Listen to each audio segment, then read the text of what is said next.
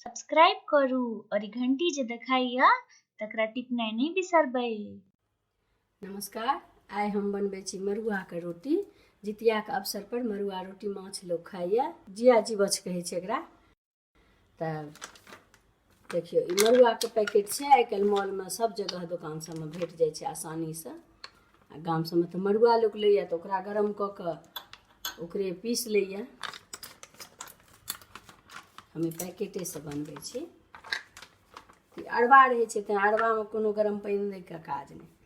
आ कनि उला के भूजि के जे लोग पीसैया तऽ ओहिमे कनि गरम पानि दै छै तऽ मुलायम होइ छै। एकरा ठंडे पानि से हम सानै छी। एकरा सानै में कनि मर्दऽ पड़ै छै बेसी, बस ओतबे ट्रिक छै।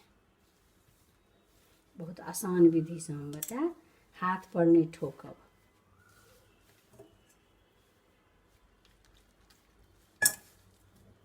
एकरा 5 मिनट सान के मुलायम करब हम। आब ई आटा सना गेल, एहन के मुलायम भऽ गेलै। 5 मिनट सनबै तऽ मुलायम भऽ जायत। एकरा हमसब तऽ हाथों में ठोकि लै छलियै, लेकिन हम एहि विधि से ठोकि के बतबै छी। कपड़ा दऽ कऽ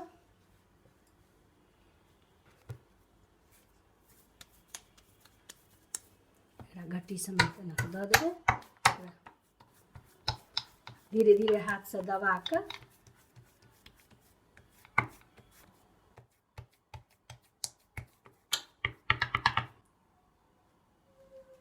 ठोका गेलै। तब के चेक कऽ लेबै गरम भेल कि नहीं। छन होइ छै तऽ भऽ जाइ छै। एकरा सीधा ई कपड़ा समेत उठा लेब, एना के उठा के एना के धऽ देब तऽ ई सब बुते भऽ जायत। हमसब तऽ हाथे से ठोकि लै छलियै, लेकिन एना के अगर देबै तऽ सबके भऽ जायत। ई कोनो कठिन नहीं छै, आसान। अब ई एक कर बुझाइया भऽ गेला। एकरा हम उल्टेबै, एना कऽ के छोलनी के सहायता से उल्टा। अब दूसरो कर में खूब नीक से सीधेबा देबै, फिर तेसर कर कऽ के फाइनल कर में एना के देख लेबै करकर करैया बजैया, गुजगुजी एकर खत्म भऽ गेल।